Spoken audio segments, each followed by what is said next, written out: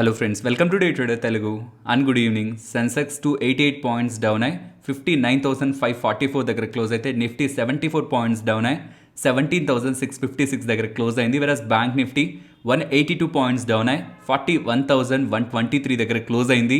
Friends, market రిలేటెడ్గా డేటాని, important డేటాని మీతో షేర్ చేయాలి. బికాస్ 3 days బ్యాక్ మనం మార్కెట్ గురించి వీడియోలు మాట్లాడుకున్న తర్వాత ఇంపార్టెంట్ ఎలిమెంట్స్ గ్లోబల్గా అరైజ్ అయ్యాయి. 6:15 to 7:15 నిన్నటి మార్కెట్ ట్రేడింగ్ సెషన్ మనకు కనిపించిందా? అక్కడ మంచి గ్యాప్ అప్ అయితే కనిపించింది కదా మార్కెట్ రిలేటెడ్గా. దీని back and even global markets, particularly US markets అంతలా ర్యాలీ అవ్వడం బ్యాక్ ఒక ఇంపార్టెంట్ సినారియో డెవలప్ అవుతుంది గ్లోబల్గా. దీని రిలేటెడ్గా కొంత మ్యాక్రో ఎకనామిక్ డేటాని మనం మాట్లాడుకోవాలి. బికాస్ యూఎస్ మార్కెట్స్ ఎలా బిలీవ్ చేస్తాయంటే, వాల్ స్ట్రీట్ జర్నల్లో ఫెడ్ రిలేటెడ్గా ఆర్టికల్స్ రాస్తున్న నిక్కి ఫెడ్కి ఒక క్లోజ్ రిలేషన్ ఉందని, సో ఫెడ్ వాళ్ళు ఏం చేయాలనుకుంటున్నారో అది నిక్ ద్వారా వాల్ స్ట్రీట్ జర్నల్లో మార్కెట్స్కి అప్డేట్ చేసే ప్రయత్నం జరుగుతూ ఉంటుంది. ఇండైరెక్ట్గా ముందుగానే మార్కెట్స్కి త్రూ నిక్ ద్వారా వాల్ స్ట్రీట్ జర్నల్ వాళ్ళు పబ్లిష్ చేస్తూ ఉంటారని ఒక సెంటిమెంట్ మార్కెట్లో ఎప్పటి నుంచో ఉంది. ఇదంతా ఎందుకు చెప్తున్నానంటే, రీసెంట్గా మన మార్కెట్స్ క్లోజ్ అయిన తర్వాత ఒక ఆర్టికల్ వాల్ స్ట్రీట్ జర్నల్లో పబ్లిష్ అయింది.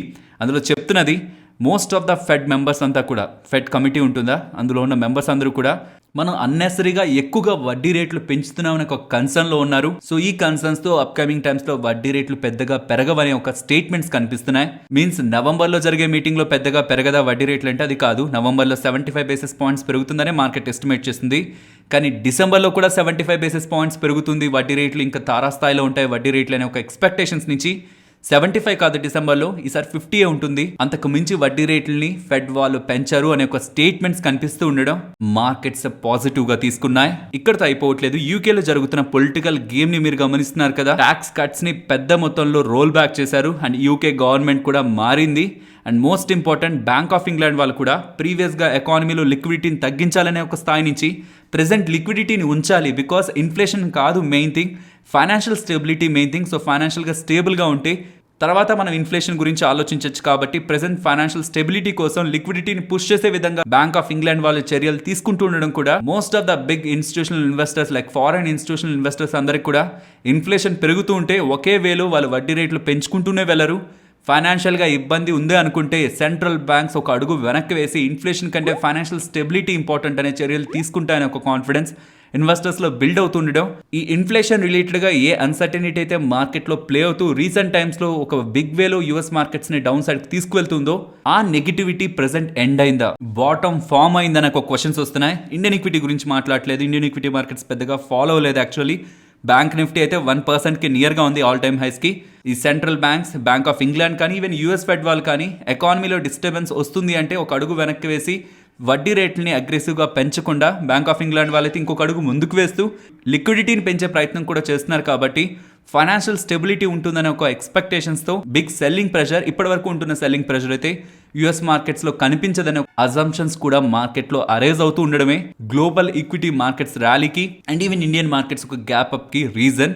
ఇప్పటి వరకు మాట్లాడుకున్న ఫ్యాక్టర్స్ అన్ని కొంత బులిష్ గాను అండ్ స్ట్రాంగ్ గాను కనిపిస్తూ ఉంటాయి. సో ఇక్కడ నుంచి ఇంకా ఫర్దర్ గా మార్కెట్ ముందుకు వెళ్తుందా అని మనం యూఫోరియాతో ఉండొచ్చా అంటే, ఫ్రెండ్స్ ఒక పాయింట్ని మనం జాగ్రత్తగా గుర్తుంచుకోవాలి. ఈవెన్ మనందరికి కూడా ఈ క్లారిటీ ఉంది. టైం టు టైం అప్డేట్ అయ్యే యూఎస్ సిపిఐ ఇన్ఫ్లేషన్ డేటా పెరుగుతూ ఉంటే, అనుకున్న దానికంటే ఇంకా బ్యాడ్గా వస్తుంటే ఫెడ్ వాళ్ళు ఖచ్చితంగా వడ్డీ రేట్లను పెంచాల్సిందే. ఎకానమీ డిస్టర్బ్ అవుతుందని తెలుస్తున్నా, హర్ట్ అవుతుందని తెలుస్తున్నా వాళ్ళు వడ్డీ రేట్లను పెంచకుండా అయితే ఆగలేరు. బికాస్ ఇలా వదిలేస్తుంటే అలా పెరుగుతున్న ఇన్ఫ్లేషనే ఎకానమీని ఇంకొక వేలో ఇంపాక్ట్ చేస్తుంది నెగిటివ్గా. సో ఎయిదర్ వేలో ఎకానమీ ఇంపాక్ట్ అవుతుంది, బట్ ఎలా అయినా ఫెడ్ వాళ్ళే దాన్ని కంట్రోల్ చేయాలని భావిస్తారు. కాబట్టి ఇన్ఫ్లేషన్ డేటా కంట్రోల్ అవ్వనంత వరకు ఈవెన్ ఇలా షార్ట్ టర్మ్లో వస్తున్న పాజిటివ్ అప్డేట్స్, పాజిటివ్ సెంటిమెంట్స్ అన్నీ కొంత టైం వరకే ఉంటాయి. లాంగ్ టర్మ్లో స్టాక్ మార్కెట్ని స్టెబిలైజ్ చేయలేవు. బట్ ఇక్కడ ఒక పాయింట్ గుర్తుంచుకోవాలి, యూఎస్ మార్కెట్స్ ఆల్రెడీ చాలా వరకు ఫాలో అయ్యాయి, ఇండియన్ ఈక్విటీ మార్కెట్స్ ఫాలో అవ్వలేదు. ఇలాంటి సిచ్యువేషన్లో యూఎస్ మార్కెట్స్లో ఒక రికవరీ వస్తుంటే, స్ట్రాంగ్ రికవరీ, నార్మల్ రికవరీ కాదు, స్ట్రాంగ్ రికవరీ వస్తుంటే దాన్ని అది ఈక్విటీ మార్కెట్స్ రిలేటెడ్గా పాజిటివ్గా తీసుకోవచ్చు. అండ్ ఫర్దర్గా మార్కెట్ని ఎలా చూడాలి, రీసెంట్ టైమ్స్లో అనుకుంటున్నట్లు 17,250 అబవ్ ఉన్నంత వరకు కూడా నేను మార్కెట్ రిలేటెడ్గా పాజిటివ్ వ్యూనే మెయింటైన్ చేస్తున్నాను. అండ్ ఎఫ్ఐఎస్ ఒక డేటాని మీరు రీసెంట్ డేస్లో గమనిస్తూ వస్తే, October 11 ఎఫ్ఐఎస్ ఒక షార్ట్ పొజిషన్స్ 85% దగ్గరగా ఉన్నాయి. అండ్ ఇప్పుడు నియర్లీ 66% దగ్గర ఎఫ్ఐఎస్ ఒక షార్ట్ పొజిషన్స్ రెడ్యూస్ అయ్యాయి. మీన్స్ 1,20,000 షార్ట్ కాంట్రాక్ట్స్ నుంచి ప్రెసెంట్ 60,000 షార్ట్ కాంట్రాక్ట్స్ కి FIs వాళ్ళ షార్ట్స్ ని తగ్గించుకున్నారు. ఇది ఇంకా ఫర్దర్ గా ఇలా కంటిన్యూ అవుతూ వెళ్తూ ఉంటే మీన్స్ ఇంకా మార్కెట్స్ రిలేటెడ్ గా షార్ట్ కవరింగ్ జరుగుతూ ఉంటే అది కూడా మనం పాజిటివ్ గా తీసుకోవచ్చు. అండ్ ఫ్రెండ్స్, ఇలా వీడియోస్ పరంగా మేము పెడుతున్న ఎఫర్ట్స్ మీకు వాల్యుబుల్ గా అనిపిస్తూ ఉంటే వీడియోని లైక్ చేస్తూ పెడుతున్న ఎఫర్ట్స్ ని ఎంకరేజ్ చేయడానికి ప్రయత్నించండి. ఫ్రెండ్స్, న్యూస్ అప్డేట్స్ మాట్లాడుకునే ముందు రీసెంట్ టైమ్స్ లో మీరు గమనిస్తూ ఉంటే లాస్ట్ 1 మంత్ నుంచి PB ఫిన్టెక్ ఆల్మోస్ట్ 20% దగ్గరగా ఫాలో అయింది. అండ్ నైకా 13% అబోవ్ ఫాలో అవుతుంటే డెలివరీ ఏకంగా 30% అబోవ్ ఫాలో అవుతుంది. ఎందుకు ఇంతలా ఫాలో అవుతుంది? పర్టికులర్లీ డెలివరీ వాళ్ళు ఏమంతా బిగ్ నెగిటివ్ అప్డేట్ చేశారు? వాళ్ళు చెప్పిందల్లా ప్రెసెంట్ డిమాండ్ కొంత వీక్ గా ఉంది, అప్కమింగ్ టైమ్స్ లో ఈ వీక్నెస్ కంటిన్యూ అవుతుందని. ఆ ఒక్క స్టేట్మెంట్ కి ఇంతలా ఫాలో అవ్వాలా? చాలా కంపెనీస్ చేస్తుంటాయి ఈ స్టేట్మెంట్స్ అని. రీసెంట్ టైమ్స్ లో ఈ పర్టికులర్ IPO స్టాక్స్ రిలేటెడ్ గా చాలా వరకు కామెంట్స్ లో చూస్తున్నాను. పర్టికులర్లీ నైకా రిలేటెడ్ గా ఎందుకు ఫాల్ అని, వీటి రిలేటెడ్ గా ఒక ఇంపార్టెంట్ డేటాని ఇప్పుడు మీకు ప్రెజెంట్ చేయబోతున్నాను. ఇక్కడ స్క్రీన్ పైన మీరు గమనించండి.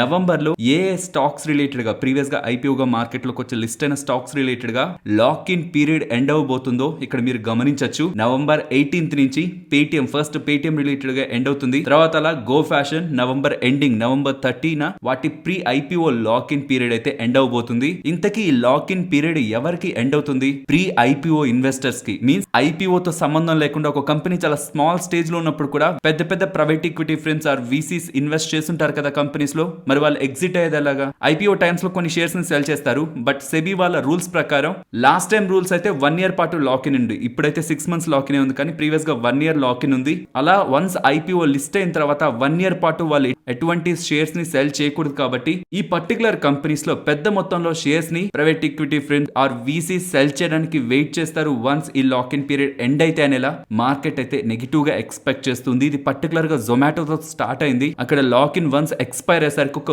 బిగ్ వేలో సెల్లింగ్ కనిపిస్తుండేసరికి ఈ సిమిలర్ ట్రెండ్ ఈ స్టాక్స్ లో కూడా కనిపిస్తుందేమో. వన్స్ ఈ లాక్ ఇన్ ఎండ్ అయ్యాక పెద్ద మొత్తంలో ఈ కంపెనీలో భారీ మొత్తంలో వాటాల్ని హోల్డ్ చేసిన వాళ్ళు సెల్ చేస్తారేమో ఒక నెగిటివ్ ఎక్స్పెక్టేషన్స్ ఈ పర్టికులర్ IPO స్టాక్స్ రిలేటెడ్ గా సెల్లింగ్ ప్రెషర్ అయితే క్రియేట్ చేస్తున్నాయి. అవుట్ ఆఫ్ ఈ అన్ని IPO స్టాక్స్ లో కొన్ని IPO stocks example PB fintech ని తీసుకోండి. లాస్ట్ 1 month లో 20% డౌన్ అయింది, కానీ IPO గా లిస్ట్ అయిన లాస్ట్ 1 year లో 70% దగ్గరగా స్టాక్ ప్రైస్ లో ఫాల్ కనిపించింది. IPO ప్రైస్ నుంచి అంత పెద్ద మొత్తంలో ఫాల్ అయ్యాక కూడా బిగ్ వేలో ఆ కంపెనీలో ఇన్వెస్ట్మెంట్ చేసిన వాళ్ళు సెల్ చేస్తారా ఇంత తక్కువ వాల్యుయేషన్ లో కూడా? ఆర్ ఇది ఒక అట్రాక్టివ్ వాల్యుయేషన్ అనుకొని వాళ్ళు హోల్డ్ చేస్తారా? ఇవే రెస్ట్ ఆఫ్ ద IPOs లో కూడా మనం గమనించాలి. ఇఫ్ వాళ్ళు ప్రెసెంట్ ట్రేడ్ అవుతున్న ప్రైస్ వాల్యుబుల్, ఇక్కడ నుంచి స్టాక్ పెరగడమే కానీ తగ్గడం ఉండదు అని వాళ్ళు భావిస్తే వాళ్ళు సెల్ చేయరు. ఇదైనా వాళ్ళకి ఆపర్చునిటీ సెల్ చేసే ఎగ్జిట్ అవ్వాలని భావిస్తే దాని ఈ స్టాక్స్ లో ఫర్దర్ సెల్లింగ్ ప్రెషర్ అయితే చూడొచ్చు. ఇప్పుడున్న డేటా అయితే ఈ పర్టికులర్ IPOs ఏవైతే చాలా మంత్స్ బ్యాక్ లిస్ట్ అయ్యాయో వాటి లాక్ ఇన్ పీరియడ్ ఎండ్ అవబోతుంది నవంబర్ లో. జొమాటో రిలేటెడ్ ఒక బిగ్ ఫాల్ మనం చూసాం కదా. ఫర్దర్ గా అలాంటి బిగ్ సెల్లింగ్ వస్తుందేమో ముందుగానే ప్రిడిక్ట్ చేస్తూ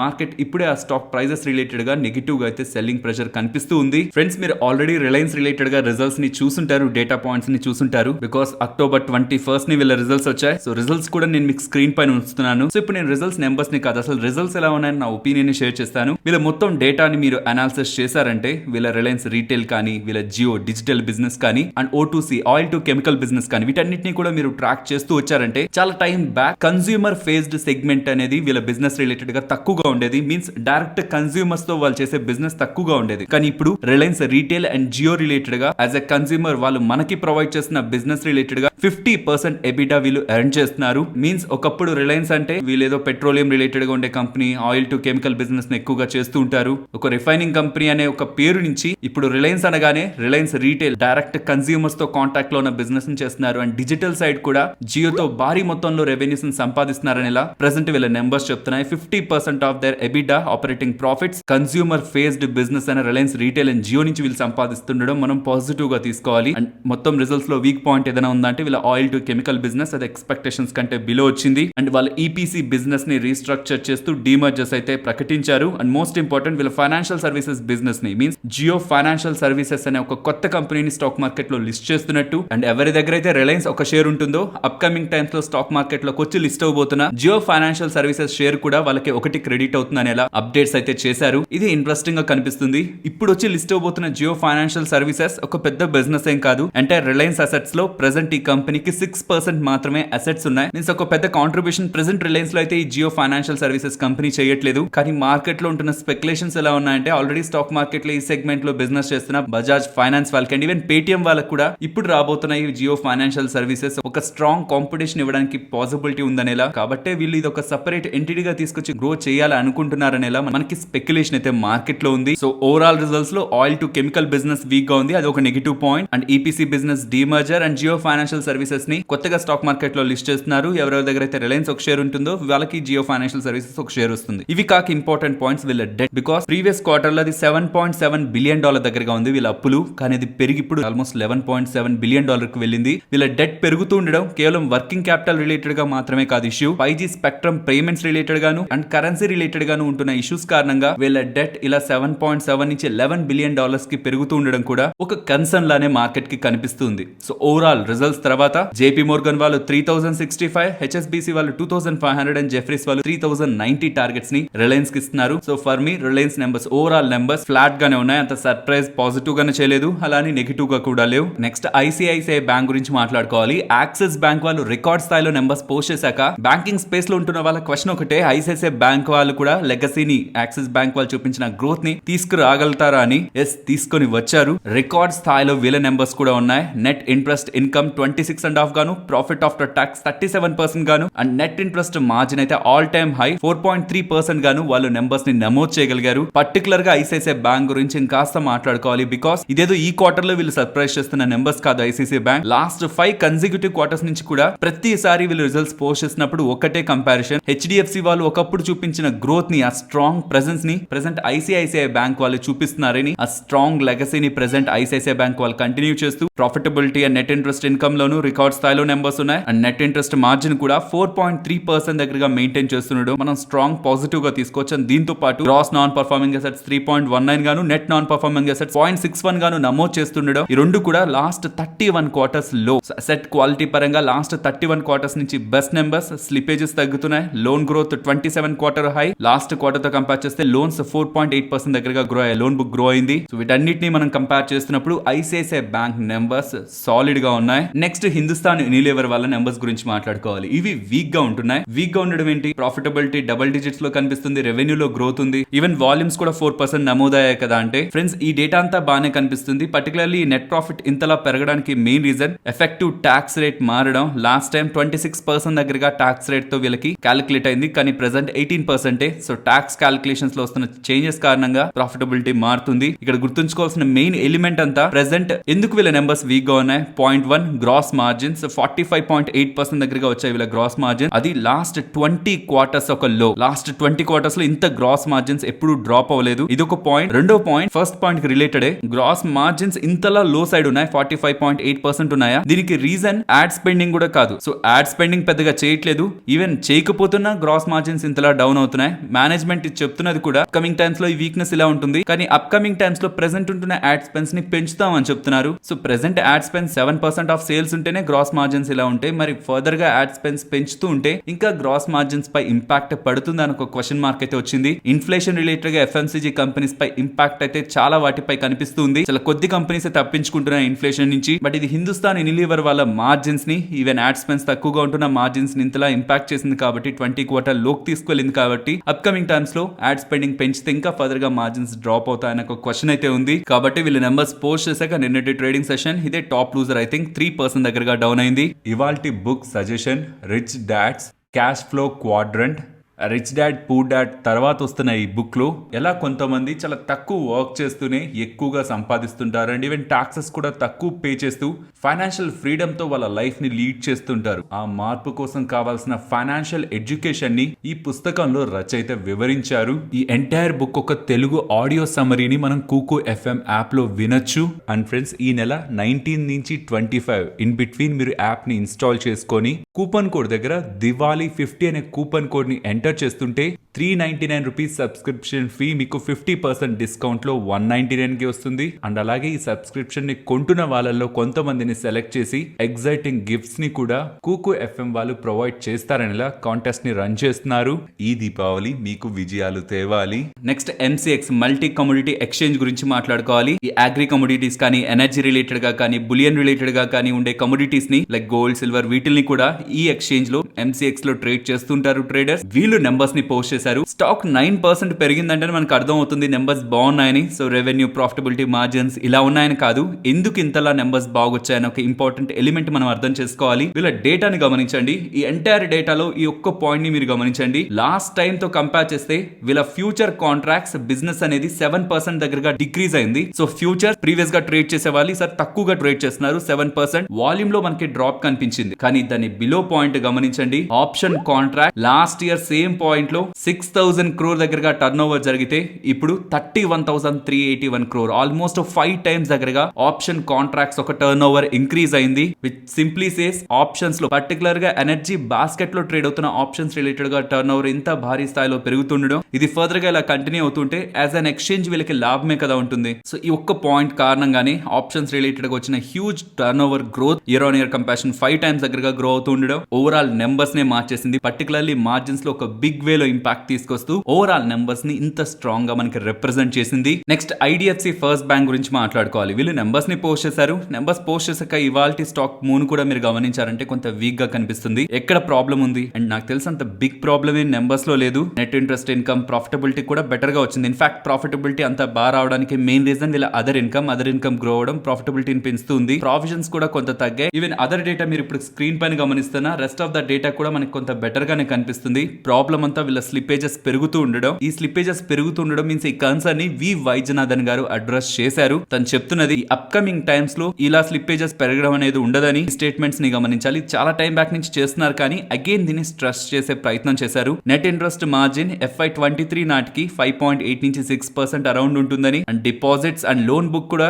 FY23 ఎండింగ్ నాటికి గ్రో అవుతూ ఉంటుందని అండ్ ROE లాస్ట్ 3 years నుంచి 0 to 10% తీసుకొచ్చాం. కానీ FY25 ఎండింగ్ నాటికి ఈ 10% నుంచి 15% కి తీసుకువెళ్తాం. అది ప్రీవియస్ గానే మేము టార్గెట్ ఇచ్చాం. ఈవెన్ అక్కడ కూడా మేము ఆగాలనుకోవట్లేదు. 16, 17 ఈవెన్ 18% ROE కూడా ఐడిఎఫ్సి ఫస్ట్ బ్యాంక్ వెళ్తుందని స్ట్రాంగ్ కన్విక్షన్ ని ఇన్వెస్టర్స్ లో బిల్డ్ చేయడానికి వైద్యనాథన్ గారు ప్రయత్నిస్తున్నారు. సో రిజల్ట్స్ ఎక్స్ట్రాడినరీగా లేవు, అలానే టూ వీక్ గాను లేవు. స్లిప్పేజెస్ ఒక కన్సర్న్ లా కనిపిస్తుంది, పెరుగుతున్న స్లిప్పేజెస్ బికాస్ అప్కమింగ్ టైమ్స్ లో గ్రాస్ నాన్ పర్ఫార్మింగ్ అసెట్స్ పెరుగుతాయని ఒక కన్సర్న్. బట్ అలా ఏం కాదు, అప్కమింగ్ టైమ్స్ లో మేము స్ట్రాంగ్ గా గ్రో అవుతాం అనేలా మేనేజ్మెంట్ మీన్స్ వి వైద్యనాథన్ గారు అయితే అడ్రస్ చేయడానికి ప్రయత్నించారు. And friends Laurus labs related గా మన వాళ్ళ దగ్గర నుంచి చాలా క్వశ్చన్స్ అయితే వస్తున్నాయి. పర్టికులర్ గా లారస్ ల్యాబ్ ఫాలో అవుతూ ఒక ఇంపార్టెంట్ సపోర్ట్ దగ్గరికి వస్తున్నసరికి ఇక్కడ యాడ్ చేసుకోవడం మంచిదా బికాస్ ఇది ఒక ఇంపార్టెంట్ సపోర్ట్ కదా అని అంటున్నారు. ఫ్రెండ్స్ డౌన్ సైడ్ కి ఫాలో అవుతున్నప్పుడు సపోర్ట్స్ దగ్గరికి వస్తున్నప్పుడల్లా మనం బై చేస్తుండడం మంచి యావరేజింగ్ ప్రైస్ ని క్రియేట్ చేస్తుంది. ఈ మాట వాస్తవం. కానీ పాయింట్ అంతా మీరు డౌన్ సైడ్ కి వస్తున్నప్పుడు యావరేజ్ చేస్తున్నారంటే ఈ స్టాక్ ఒక కోర్ ఫండమెంటల్స్ ని స్ట్రాంగ్ గా బిలీవ్ చేస్తూ ఉండాలి. ఈ స్టాక్ ని